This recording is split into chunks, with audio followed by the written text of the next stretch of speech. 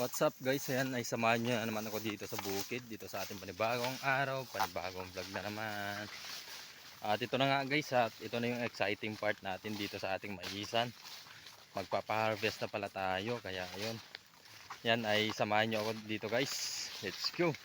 At ito na pala yung sako na binuhat natin, bali yung dalawa dito binuhat natin kahapon, at ito yung isa ay binuhat naman natin ngayon. At ito na nga yung mais natin na ipapa-harvest ngayon mga lods. Yan, hanggang dun sa dulo. At di nga natin alam kung makakasama tayo mamaya dito sa pagpapa-harvest kasi nga papasok pa tayo sa ating trabaho. Kaya yan, ay update ko lang muna kayo ngayon. At habang hinihintay nga yung harvester dito sa ating maisan na yan, ay kukuha muna tayo ng pagkain ng ating mga baka. Kaya let's go. At nandito na nga tayo sa ating mga baka mga lods. Ayan, naghihintay nga sila ng pagkain nila. At kukuha lang pala tayo ng konting pagkain nila dahil nga pag matapos na ma-harvest tong mais natin ay ililipat natin sila dyan para kainin nila yung balat ng mais tsaka yung dahon ng mais at tsaka may kasama na ring damo.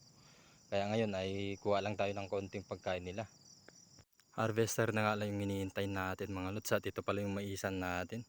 Dito sa may puti hanggang dun sa dulo at tsaka dito naman hanggang dun sa dulo. Yan yung tinarawan natin. At nandito na naman nga tayo sa pinagkukuhanan natin ng pagkain ng ating mga baka, yung kumpay ng mais. Kaya yan ay let's go.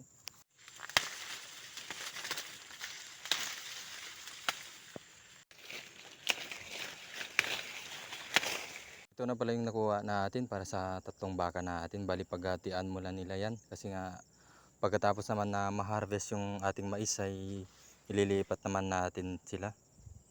Ayan guys. At ayan na nga ay nabigyan na natin sila ng pagkain. Ayan. Ayan. Habang nga wala pa yung harvester ay uuwi muna tayo sa bahay at papasok muna tayo sa ating trabaho. At pagkagaling nga natin sa trabaho ay i-update ko na lang kayo mamaya pagka uwi natin. Kaya let's go muna. At pagka uwi nga natin galing trabaho mga lods, at ito na lang nga yung nadatnan natin. At kukunti na lang pala yung tatapusin nila dito. At ayan na nga ay patapos na yung pagpapariper natin dito. At ikakarga na lang mamaya sa kuliglig. At naikarga na nga mga lods yung ating mais, at ito na nga ay dinala na nila dito sa bypass. Dito pala natin ibibilad tong mais natin, at ayan nga ay kasama natin si Mrs. para tignan tong mais natin at i-check natin kung sakto yung bilang. Ayan na nga mga lods, ay buti na lang ay natapos na tayo sa pagpapa-harvest. Yung pagbibilad na lang natin yung problema natin bukas, kaya sana nga ay maganda yung araw para mabilis na matuyo yung mais natin. At maraming salamat na naman sa inyong panonood guys, at saka sa inyong suporta. God bless po sa inyong lahat. Bye bye.